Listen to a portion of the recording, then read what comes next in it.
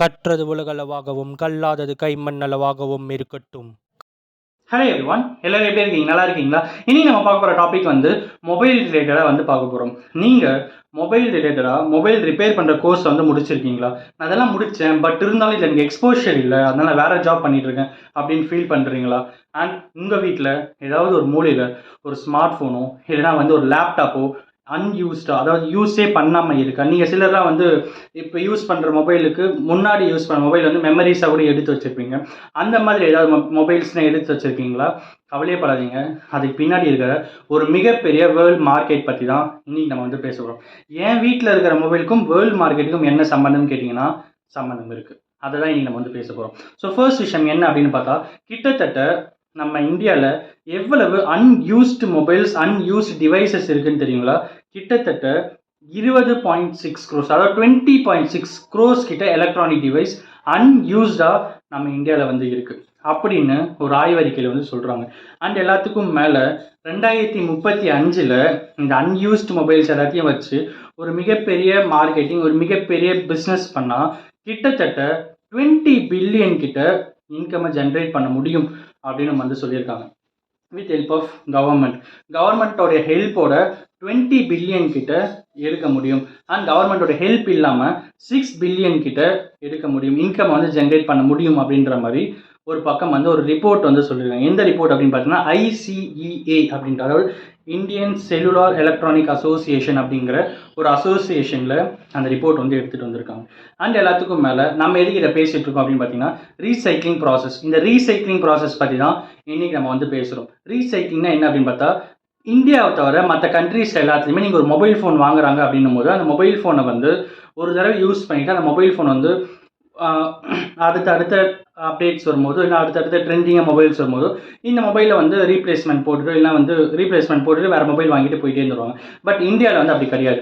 ஒரு mobile phone minimum 3 இயர்ஸ்க்கு use பண்ணுவாங்க. அந்த 3 இயர்ஸ்க்கு மேலே அந்த ஃபோன் ஏதாவது ரிப்பேர் ஆனாலும் ரிப்பேர் பண்ணிவிட்டு யூஸ் பண்ணுவாங்க. ஸோ அந்த கல்ச்சர் நம்ம இந்தியாவில் டெவலப் ஆகிட்டு வந்துட்டு இருக்கு அப்படின்னு நம்ம சொல்லலாம். ஃபார் அன் எக்ஸாம்பிள், இப்போ டூத் ப்ரஷ் இருக்குன்னு வச்சுக்கோங்க. அந்த டூத் ப்ரஷ் ஃபர்ஸ்ட் நம்ம டூத் பல்லு தேய்க்கிறதுக்கு யூஸ் பண்ணுவோம். அதுக்கப்புறம் பார்த்திங்கன்னா அந்த ப்ரஷ்ஷை வேறு ஏதாவது இந்த செயின்லாம் க்ளீன் பண்ணுறதுக்கு யூஸ் பண்ணுவோம். அப்புறம் ஸ்பீக்கர், ஃபோனில் இருக்கிற ஸ்பீக்கரை க்ளீன் பண்ணுறதுக்கு.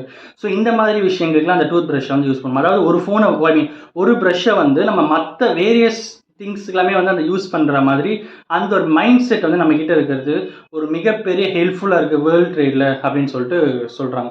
அண்ட் எல்லாத்துக்கும் மேலே இந்த மொபைல் ரிப்பேரிங் மூலியமாக கிட்டத்தட்ட 50 லட்சம் எம்ப்ளாய்மெண்ட் ஜெனரேட் பண்ணப்படும். 2035 50 லட்சம் எம்ப்ளாய்மெண்ட் ஜென்ரேட் பண்ணப்படும் அப்படின்றாங்க.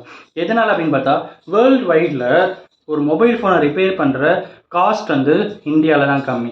அண்ட் வேர்ல்டு வைடில் ஒரு மொபைல் ஃபோனை ரிப்பேர் பண்ணுற ஸ்கில் இந்தியர்களுக்கு தான் அதிகமாக இருக்குது அப்படின்ற மாதிரி சொல்லப்படுது.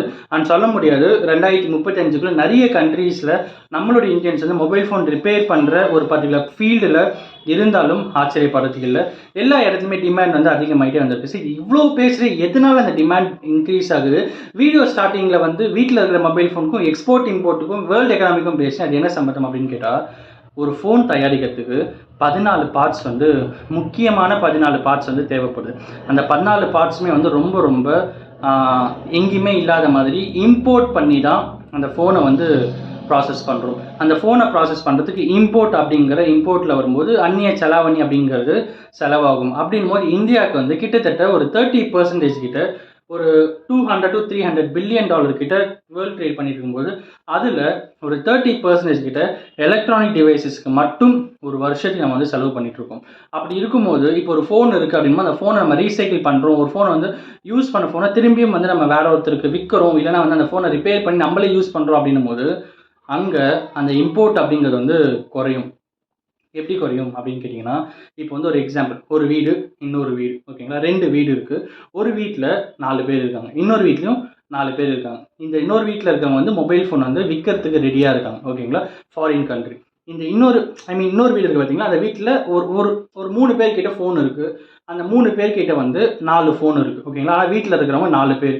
அந்த 3 பேரில் அப்போ யாரோ ஒருத்தர் 2 ஃபோன் வச்சுருக்காங்க. அந்த ஒருத்தர் அந்த ஃபோனை சேல் பண்ணால் அந்த 4வது பர்சன் ஃபோன் கிடச்சிடும். இல்லைன்னா வேற ஒருத்தர் விற்கிறதுக்கு ரெடியாக இருக்காங்க பார்த்தீங்களா, அவங்க கிட்டேருந்து வாங்குற மாதிரி இருக்கும். அந்த கான்செப்ட் படி அப்போது ஒருத்தர் வீட்டில் இருக்கிறவங்களே வந்து ஃபோனை ரீப்ளேஸ் பண்ணிக்கிட்டாங்க அப்படின்னும் போது இன்னொருத்தர்கிட்ட வாங்குற விஷயம் இன்னொருக்கிட்டேருந்து வாங்க வேண்டிய அவசியம் இங்கே தேவைப்படாது. அதாவது நம்மக்கிட்ட இருக்கிற ஃபோனை நம்மளே ரீப்ளேஸ் பண்ணி யார் யாருக்கெல்லாம் இன்னும் ஒரு ஃபோனை யூஸ் பண்ணாமல் வேறு ஃபோன் இல்லாமல் இருக்கும் அவங்களுக்குலாம் நம்ம சேல் பண்ணும்போது அவங்களுக்குலாம் நம்ம ப்ரொவைட் பண்ணும்போது நம்ம இம்போர்ட் பண்ணுற காஸ்ட் வந்து குறையும். அந்த காஸ்ட் வந்து கிட்டத்தட்ட 30% கிட்ட இம்போர்ட் காஸ்ட்டில் வந்து குறையும் அப்படின்னு சொல்லி எதிர்பார்க்கப்படுது. இப்படிப்பட்ட ஒரு விஷயம் வந்து நம்ம வீட்டில் எங்கேயோ ஒரு ஷெல்ஃபில் இல்லைன்னா ஏதோ ஒரு அலமாரியில் தூங்கிட்டு இருக்கிற ஒரு ஃபோனுடைய பின்னாடி இவ்வளோ பெரிய வேர்ல்ட் ட்ரேட் இருக்குது அப்படின்னும் போது யோசிச்சு பாருங்கள். அண்ட் அஃப்கோர்ஸ் இது எல்லாமே வந்து ஒரு மொபைல் ஃபோனுடைய ஒரு ரிப்பேரிங் திங் பற்றி தான் நம்ம வந்து பேசிகிட்டு இருக்கோம். அண்ட் எல்லாத்துக்கும் மேலே ஓல்டு டிவைஸுக்கு இருக்கிற அந்த வேர்த் வந்து old electronic device mobile phone and லேப்டாப்புக்கு இருக்கிற அந்த வேர்த் வந்து இன்றைக்கி இல்லைனாலும் 2035 அதிகமாகவே பேசப்படுற ஒரு விஷயமா இருக்கும் அப்படிங்கிறதுல எந்த ஒரு சந்தேகமும் இல்லை அப்படிங்கிறது தான் இனி நான் உங்ககிட்ட பேசணும்னு நினச்சேன். அண்ட் அஃப்கோர்ஸ் உங்கள் வீட்டில் ஏதாவது ஃபோன் லேப்டாப்ஸ் ஓல்டு அன்யூஸ்டு ஃபோன்ஸ்லாம் இருக்குன்னா நீங்கள் அதை விற்கிறதுக்கு போகிறீங்க அப்படின் போது இந்த மாதிரி விஷயங்கள்லாம் நீங்கள் பேசிங்கன்னா மேபி அந்த ஃபோனுடைய காஸ்ட் வந்து இன்னும் அதிகப்படுத்தி விற்கிறதுக்கும் ஆப்பர்ச்சுனிட்டி இருக்குது. இல்லை அந்த ஃபோனை நானே வச்சுக்க போகிறேன் அப்படின்னா நீங்களே வச்சுக்காமல் ரிப்பேர் பண்ணி வச்சுக்கும் போது அந்த ஃபோன் என்றைக்காக இருந்தாலும் ஒர்த்து தான்.